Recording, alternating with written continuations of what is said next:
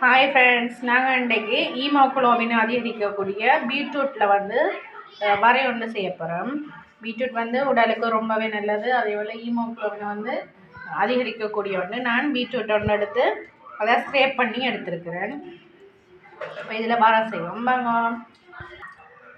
அதுக்காக நான் பாத்திரத்தை முட்டின அடுப்பில் வச்சுருக்கிறேன். இப்போ சட்டினை ஈரம் காய விட்டு வர எண்ணெய் விட்டு தாளித்து தான் செய்கிறது. தட்டின ஈரம் காயட்டு விட்டு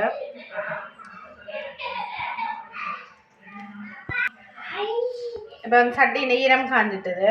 இப்போ அதுக்கு தேவையான எண்ணெய் சேர்த்துக்கொள்கிறோம். தாளினைக்கு 2 மேசக்கரண்டி எண்ணெய் சேர்த்துக்கொள்வேன். தேங்காய் எண்ணெய் தான் சேர்த்துருக்கிறேன். எண்ணெய் கொதிச்சுட்டு இதில் கடுகு கார்த்திகன்னு சேர்த்துக்கொள்கிறேன். அதுக்காக தாளினைக்கு தேவையான பெருஞ்சீரமும் கார்த்திகன்னு சேர்த்துக்கொள்கிறேன். இப்போ கடுகு வடிச்சிட்டு இதில் நம்ம வெங்காயமும் பச்சை மிளகாய் பட்டி வச்சுருக்கோம். அதை இதுக்குள்ளே சேர்த்துக்கோம்.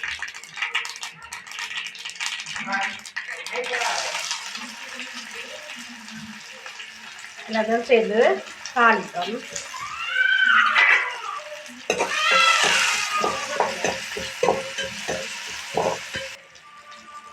வெங்காயம் தாளிப்பட்டுட்டுது. வெங்காயம் பச்சை மிளகாய் தாளிப்பட்டுட்டுது. இப்போ ஸ்க்ரேப் பண்ணியிருக்கிற பீட்ரூட்டை இதுக்குள்ளே சேர்த்துக்கணும்.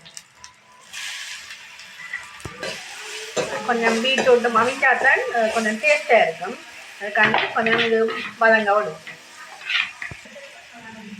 இதுக்கு தேவையான அளவு உப்புத்தூள் சேர்த்துக்கொள்வோம்.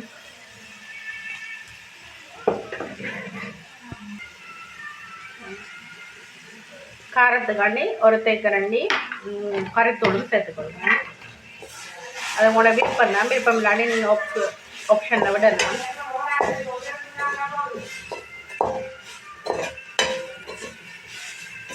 ஒரு வதங்கிட்டு எங்களை இப்போ பீட்ரூட்டும் இப்போ சுவைக்காண்டி ஒரு சூப் கட்டி ஒன்றும் சேர்த்துக்கொள்கிறேன்.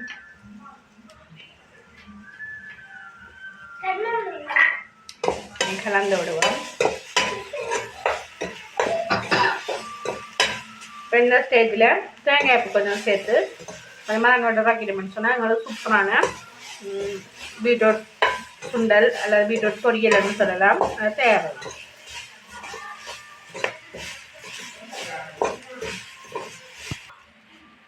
இப்போ எங்களுக்கு பீட்ரூட் அவிஞ்சிட்டுது. இப்போ நான் ஒரு ராக்கி காட்டுறேன்.